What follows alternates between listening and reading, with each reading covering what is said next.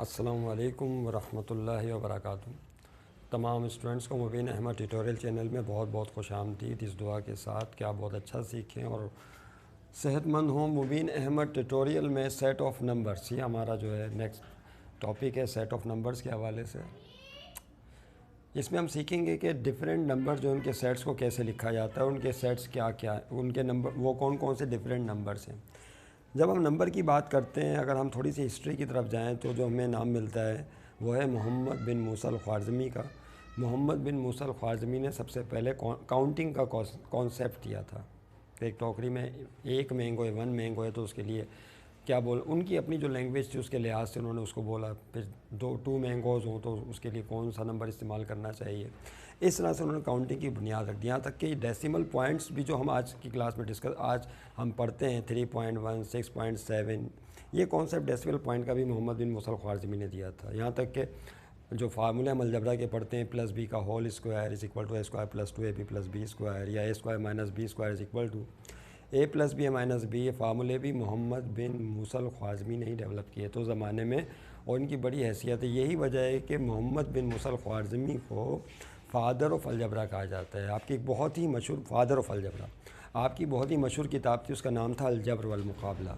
अलजब्र वल मुक़ाबला जो एक अरसे तक पढ़ाई जाती रही, वो आज तक लोग उसे इस्तिफ़ादा करते हैं। भारत, ये तो थोड़ी हिस्ट्री की बात हो गई। अब सेट ऑफ नंबर्स की तरफ आ जाए। सबसे पहला जो सेट है नंबर्स का वो कहलाता है नेचुरल नंबर का set. Set of natural numbers. Natural numbers क्या होते हैं? देखिए, सेट ऑफ नेचुरल नंबर को हम एन की सिंबल से शो करते हैं। इसका सिंबल इस टाइप का एन, यानी इस तरह से बनाते हैं इनको। एन फॉर नेचुरल होता है, लेकिन ये डबल लाइन डाल देते हैं। अक्सर आपने देखा होगा डबल लाइनें डली होती हैं। तो नेचुरल नंबर का सेट ऐसे नंबर जो कि 1 से स्टार्ट हो, 1, 2, 3, 4 एंड सो ऑन। तो this is called the set of natural numbers. Is that clear? ये 1 से स्टार्ट होते हैं। लेकिन बड़ी दिलचस्प बात यह है कि सेट ऑफ नेचुरल नंबर तो ये है 1 से स्टार्ट होते हैं। फ़र्ज़ कर लें कि एक टोकरी में 3 मैंगो हैं, तो उसके लिए आपने 3 नंबर असाइन कर दिया। 2 मैंगोज़ हैं तो 2, अगर वो 2 मैंगो खा लिए, एक रह गया तो उसके लिए 1। लेकिन अगर वो 1 मैंगो भी खा लिया तो अब कितने मैंगो बचे? तो ये कॉन्सेप्ट नहीं था पहले। फिर बाद में कॉन्सेप्ट दिया गया कि अगर 1 मैंगो भी खा लिया तो उसके लिए भी कोई नंबर होना चाहिए, क्योंकि टोकरी खाली हो गई, बास्केट इज़ एम्प्टी। तो उसके लिए फिर ज़ीरो का कॉन्सेप्ट दिया गया उस ज़माने में। ये जो ज़ीरो लफ्ज़ है इंग्लिश ज़बान का लफ्ज़ नहीं है जो हम पढ़ते हैं ना, ज़ीरो।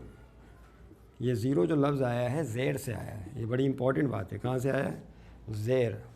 और आई थिंक अगर हम हिस्ट्री की तरफ जाएंगे तो ये आपको फ़ारसी में कहीं मिल जाएगा, फ़ारसी अरबी ज़बान में ज़ेर जो हम पढ़ते नहीं, अलीफ ज़ेर ए, बे ज़ेर बी। तो बहरहाल ये ज़ीरो लफ्ज़ वहाँ से आया है। तो उन्होंने क्या, क्योंकि ज़ेर जिसके नीचे लगता है वो इस टाइप की मीनिंग देना शुरू कर देता है, कम की तरफ। खैर हम उस दकीक बात की तरफ नहीं जा रहे। तो याद रखिएगा, ज़ीरो का कॉन्सेप्ट बाद में आया कि अगर टोकरी खाली हो गई है तो उसके लिए फिर ज़ीरो लफ्ज़ होना चाहिए, ज़ीरो नंबर। इस तरह से नंबर्स होल हो गए, कंप्लीट हो गए। तो अब जो नंबर्स बने जो ज़ीरो से स्टार्ट हुए उनको होल नंबर्स कहा गया, और उनको फिर डब्ल्यू के सिंबल से शो किया जाता है। याद रहे, इसका सिंबल डब्ल्यू है। W फॉर होल, यानी मुकम्मल अदाद, यानी काउंटिंग कंप्लीट हो गई। यूँ समझ लें आसान लफ्ज़ों में। तो सेट बन गया 0, 1, 2, 3 एंड सो ऑन। बस नेचुरल नंबर्स के साथ ज़ीरो लगा, नंबर हो गए कंप्लीट, तो बन गए होल नंबर। ये कॉन्सेप्ट था होल नंबर का। फिर इसके अलावा जो आप पढ़ते चले आ रहे हैं, इवन नंबर, ऑड नंबर, तो आप जानते ही। इवन नंबर किन्हें कहते हैं? सेट ऑफ इवन नंबर्स जो 2 के टेबल में आते हैं। 2 1 2, 2 2 4, 2 3 6, 8 एंड सो ऑन। तो इनको इवेंट्स नंबर कहा जाता है। 2, 4, 6 एंड 8, 2 से मल्टीप्लाई करते जाएं, नंबर डेवलप करें। ये प्लस में भी हो सकते हैं और माइनस में, पॉजिटिव इवन नंबर भी और नेगेटिव, इनको इवन नंबर कहा जाता है। प्लस माइनस में भी हो सकते हैं, याद रखिएगा। उसके बाद है इवन नंबर्स होगा। इवन नंबर के बाद कहलाते हैं ऑड नंबर्स। इवन की स्पेलिंग याद रखिएगा, EVEN, और ऑड की स्पेलिंग क्या है? ODD, odd numbers. जो ऑड नंबर्स हैं ये वो होते हैं जो कि 2 से डिविजिबल नहीं होते कम्प्लीटली, 2 के टेबल में भी नहीं आते। तो वो हैं 1, 3, 5, एंड सो ऑन। ये 2 के टेबल में कोई भी नंबर इनमें से नहीं आएगा। तो प्लस माइनस में भी हो सकते हैं, पॉजिटिव ऑड नंबर भी हो सकते हैं, और नेगेटिव में भी नंबर हो सकते हैं। ये बात ध्यान में रखिएगा। ओके, तो इवन हो गए, ऑड नंबर हो गए। इसके बाद जब हम आगे जाते हैं तो हमें फिर मिलते हैं नंबर्स इंटीजर्स। क्या कहा जाता है इन्हें? इंटीजर का कॉन्सेप्ट बहुत ही नेचुरल नंबर से मिलता जुलता है। इंटीजर्स किन्हें कहा जाता है? Set of integers. इंटीजर्स को जी की अलामत से शो करते हैं। किससे? जी। ये इसका फिक्स सिंबल है जी, उससे इंटीजर। इंटीजर का कॉन्सेप्ट क्या है? देखिए रोज़मर्रा ज़िंदगी में जब हम बात करते हैं काउंटिंग की, तो कुछ काउंटिंग्स होती हैं जो डिस्क्रीट मैनर पे होती हैं, और कुछ काउंटिंग ऐसी होती हैं जो कि डिस्क्रीट मैनर में नहीं होते। मिसाल के तौर पर अगर आप फ़र्ज़ कर लें कि एक्स अंडे ख़रीदने के लिए जाएं, तो या तो आप 1 अंडा ख़रीदेंगे या 2 एक्स ख़रीदेंगे या 3। कभी आपने देखा कि 1.5 अंडा, 2.5 अंडे, 2.25 अंडे कोई ख़रीद के लाया हो, तो इसका मतलब ये हुआ कि ये जो तादाद है यह हमेशा डिस्क्रीट मैनर पे होगी, या तो 1 होगा या 2 होगा। इस कॉन्सेप्ट को इंटीजर कहा जाता है। क्या कहते हैं? इंटीजर्स। अब ये इंटीजर्स प्लस में भी हो सकते हैं और ये इंटीजर्स माइनस में भी हो सकते हैं, और ज़ीरो भी एक इंटीजर है। तो इंटीजर जो हैं वो इस तरह से होते हैं, तवज्जो रहे। अगर हम ज़ीरो से स्टार्ट करें तो राइट हैंड साइड पे +1 +2 +3 प्लस वो ऊपर जाएगा, और अगर लेफ़्ट पे आए तो ज़ीरो से छोटा -1, माइनस से छोटा -2 से छोटा -3, इस तरह से फिर ये नीचे की तरफ चलते चले जाएंगे। तो ज़ीरो से ऊपर सारे ग्रेटर पॉजिटिव इंटीजर होंगे, ज़ीरो से छोटे सारे निगेटिव इंटीजर्स होंगे। ये कॉमा मैंने इस तरह से बना दिया, खैर ऐसे बनेगा ये, या इसको आप चाहें तो इस तरह से भी लिख सकते हैं शॉर्टली। इसका एक तरीका और भी है ना, ज़ीरो लिखें, कॉमा डालें, +-1, फिर क्या होगा +-2 +-3। तो these are called the integers. ये सेट ऑफ इंटीजर हो गया। उसके बाद बातें तो और बहुत सी कही जा सकती हैं, लेकिन जो आपका लेवल है उसके मुताबिक ही हमें गुफ्तगू करनी चाहिए। जो क्लास का लेवल है, आपका तो लेवल बहुत हाई होगा, लेकिन क्लास के लेवल के मुताबिक ही हम बात करेंगे। जेड के बाद प्राइम नंबर्स। प्राइम नंबर किन्हें कहते हैं? प्राइम और कंपोजिट नंबर, इनकी एक दूसरे के साथ समझ लें पेयरिंग है, प्राइम नंबर और कंपोजिट नंबर। जिस तरह इवन और ऑड है, इसी तरीके से प्राइम नंबर और कंपोजिट नंबर है। देखिए कैसे कॉन्सेप्ट है प्राइम नंबर का, इस तरह से देखिए। प्राइम नंबर का सेट पी से शो किया जाता है। ये कौन से नंबर है? इसमें नंबर आता है 2, 3, 5, 7, 9, 10, 11, 12, 13, 14, 15, 16, 17, इस तरह से चलते चले जाएंगे। अब हमें कैसे पता चला कि ये प्राइम नंबर्स हैं? देखिए ऐसे नंबर्स, दुनिया का हर नंबर 1 से और अपने आप से डिवाइड हो सकता है कम्प्लीटली। फिर से दुनिया का हर नंबर 1 से और अपने आप से डिवाइड हो सकता है। मिसाल के तौर पर आप 3 को उठा के देख लें, या 2 की मिसाल दी, पहले 2 को ही देख लें। 2 1 से भी डिवाइड हो सकता है और अपने आप से भी। कैसे? 2 को डिवाइड करें पहले 1 से, तो 1 to the 2 कम्प्लीटली डिवाइड हो गया, 0 आ गया रिमाइंडर। अब इस 2 को अपने आप से डिवाइड करें 2 से ही, तो 2 1 क्या हो जाएगा 2, रिमाइंडर क्या आ गया 0। तो आपने देखा कि 2 ऐसा नंबर है जो 1 से और अपने आप से डिवाइड हो सकता है। लेकिन अगर हम बात करें फ़र्ज़ कर लें 4 की, तो 4 1 से और अपने आप से तो डिवाइड हो ही सकता है, जैसा कि बताया। उसको लाते नजर माउस को, 1 4 ज़ा 4, और इस तरह 4 को अपने आप से भी डिवाइड हो सकता है। 4 1 ज़ा 4, माइनस करेंगे तो क्या आ जाएगा 0। लेकिन 4 इसके अलावा एक और नंबर से भी डिवाइड हो सकता है, वो कौन है? 2। यस, किससे? तवज्जो रहे, 2 से भी डिवाइड हो सकता है। स्टिल करके आप ये उतार लीजिएगा, काम याद रहे, तवज्जो रहे। It is very very important.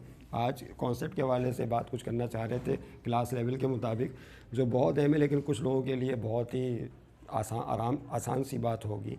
इस डेट क्लियर? और 4 2 से भी डिवाइड हो सकता है, 2 to the, आप और कीजिए 2 to the 4, 4 में से 4 क्या 0। तो अब इसमें फ़र्क आपने देखा कि 2 1 और अपने आप से किसी तीसरे नंबर से डिवाइड नहीं हो रहा, लेकिन जो 4 है अपने आप से 1 से और एक तीसरे नंबर से भी डिवाइड हो रहा है। बस यही फ़र्क है। ऐसे नंबर जो 1 और अपने आप से डिवाइड हो सकते हो मुकम्मल तौर पे, लेकिन किसी तीसरे नंबर से डिवाइड ना हो, उन्हें कहते हैं प्राइम नंबर्स।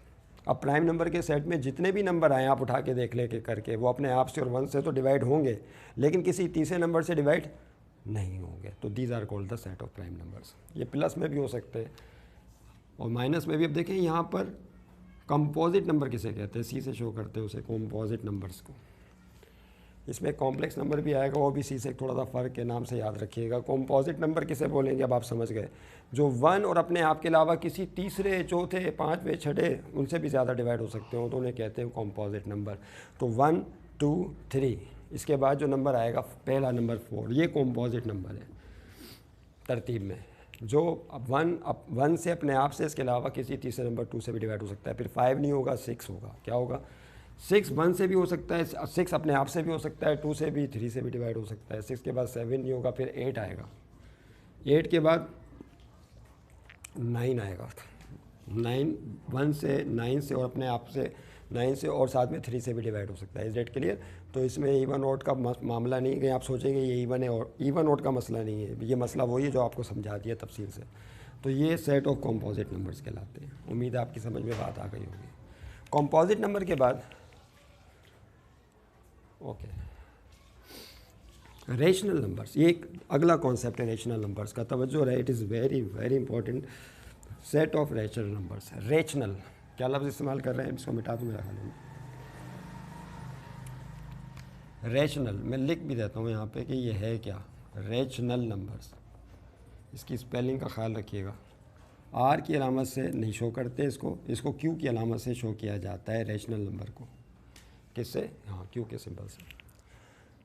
देखिए, ऐसे नंबर जो अपॉन की फॉर्म में हो, जो हम बचपन से पढ़ते चले आ रहे हैं, जो किसकी फॉर्म में हो, अपॉन की फॉर्म में हो, लेकिन याद रहे कि वो उनमें कोई नंबर कॉमन ना हो। मिसाल के तौर पर ये लिखा हुआ है 1/3, क्या ये नंबर अपॉन की फॉर्म है 1 और 3, लेकिन इसमें कॉमन फैक्टर्स नहीं है, याद रखिएगा 1 के अलावा। इसी तरीके से 5 ये लिखा हुआ है 7, ये अपॉन की फॉर्म में। इसी तरीके से यहाँ पे लिखा हुआ है, फ़र्ज़ कर लें अगर यहाँ मैं लिख दूँ 2/12, तो ये भी अपॉन की फॉर्म में लिखा हुआ है, लेकिन इसको आप लिख सकते हैं 2 1 2 एंड 2 6 12, तो क्या बन जाएगा, दैट इज़ इक्वल टू 1/6। तो ऐसे नंबर जो कि अपॉन की फॉर्म में हो, पहली बात तो ये है। और दूसरी बात, अपॉन की फॉर्म के अलावा एक बात और भी है, अपॉन की फॉर्म में भी हों और फिर वो टर्मिनेटिंग भी होने चाहिए, यानी एक मकाम पर आकर रुक जाए। जब आप उनको डिवाइड करें तो फिक्स नंबर ऑफ़ डिजिट्स तक आ जाएं, तो उनको फिर रेशनल नंबर का नाम दिया गया है। इसमें दो बातें और भी निकल आएंगी बीच में, जो एक बात करो तो उसके बाद फिर दूसरी बात भी सामने आ जाती है। तो रेशनल नंबर्स वो होते हैं जिनको अपॉन की फॉर्म में लिखा जाता है, पहली बात, जो सिर्फ सबसे सादा तारीफ़ है। और अपॉन में जो नंबर होगा वो ज़ीरो नहीं होना चाहिए, क्योंकि जब किसी नंबर को ज़ीरो से डिवाइड करते हैं तो वो लापता हो जाता है, इनफाइनाइट हो जाता है, समझें। तो सेट ऑफ, इसको यूँ लिखा जाता है सेट बिल्डर फॉर्म में। तो rational number consist of all x such that x is equal to p upon q, यानी ये जो x नंबर्स हैं सारे रेशनल हैं जिनको अपॉन की फॉर्म में लिखा गया है p अपॉन क्यू, लेकिन याद रहे कि q not equal to zero. यहाँ पे जो अपॉन में नंबर q है वो ज़ीरो नहीं होना चाहिए, तो इसको रेशनल नंबर का नाम दिया जाएगा। ओके, इस पॉइंट को ध्यान में रखिएगा। तो ये आपके सामने रेशनल नंबर आ गए। अब है इरेशनल नंबर्स, कौन से? Irrational numbers. ये कौन से नंबर्स हैं इरेशनल, जिनको अपॉन की फॉर्म में नहीं लिखा जा सकता। अब आपकी समझ में रेशनल का कॉन्सेप्ट ज़्यादा अच्छी तरीके से आ जाएगा इंशाल्लाह। जिनको अपॉन की फॉर्म में नहीं लिख सकते उनको इरेशनल कहते हैं। यानी इसकी अगर सादा तारीफ लिखें हम, जो दी हुई किताबों में कि सेट क्यू डैश की अलामत से शो करते हैं, इसे क्यू से, इसे क्यू डैश से। Irrational number consist of all x such that x not equal to p upon q, यानी इसको अपॉन की फॉर्म में लिखा ही नहीं जा सकता, ये याद रखिएगा। अब इसको समझें, ये आपके सामने मैंने एक नंबर लिखा 1/2, इज डेट क्लियर? या इसको भी छोड़ें, 0.5 लिखा, क्या 0.5 को अपॉन की फॉर्म में लिख सकते हैं? यस, 0.5 को लिख सकते हैं 1/2, इज डेट क्लियर? इसी तरीके से बहुत सारे नंबर ऐसे हैं, 1 को 3 से डिवाइड करें ज़रा, या 1 डिवाइडेड बाई 3, 3 बाहर और 1 अंदर, 1 को इनसाइड करें तो देखिए क्या होगा, पॉइंट लगा के क्या लगा दें 0, तो पता ही ना 3 3 था 9, 10 में से 9 या 1, फिर 0 लगाएंगे, 3 3 था 9। इसका मतलब है कि अगर नंबर 0.333 रिपीट होता चला जाए तो इसको भी अपॉन की फॉर्म में लिख सकते हैं, डेट इज़ इक्वल टू 1/3। आपने और किया 0.5 को भी अपॉन की फॉर्म में लिखा जा सकता है, 0.3333 चलता चला आ रहा है, इसको भी अपॉन की फॉर्म में लिखा जा सकता है। तो ऐसे तमाम नंबर जिनको अपॉन की फॉर्म दी जा सकती हो उनको कहते हैं रेशनल। लेकिन जिनको अपॉन की फॉर्म ना दी जाए, मिसाल के तौर पर मैं आपके सामने एक नंबर लिख रहा हूँ 3.1428, और फिर ये चलता चला जाएगा, रुकेगा ही नहीं। लेकिन ये जो नंबर है इसको अपॉन की फॉर्म नहीं दी जा सकती। आपको याद होगा ये सर्किल कांस्टेंट कहलाता है, याद आ गया, जो सरकमफेरेंस और डायमीटर के दरमियान रेशो होता है, दायरे के सरकमफेरेंस और उसका जो डायमीटर है उसके दरमियान रेशो को 3.142, ये रुकता नहीं है। और इसको आप अपॉन की फॉर्म में भी नहीं लिख सकते, और इसी नंबर को बोलते हैं पाई का कॉन्सेप्ट यहीं से आया था, क्या बोलते हैं इसे, पाई।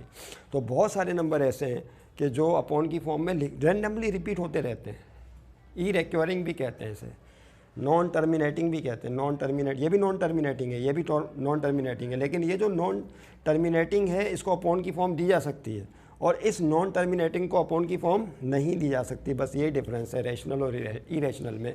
तो हर वो नंबर चाहे टर्मिनेटिंग हो या नॉन टर्मिनेटिंग हो जो अपॉन की फॉर्म में आ गया बन गया रैशनल, और हर वो नॉन टर्मिनेटिंग जिसको अपॉन की फॉर्म कभी नहीं दी जा सकती वो बन गया इरेशनल नंबर। इसकी बेहतरीन मिसाल एक √2 है। कैलकुलेटर है यहाँ पे, देखना उसने कैलकुलेटर रखा है।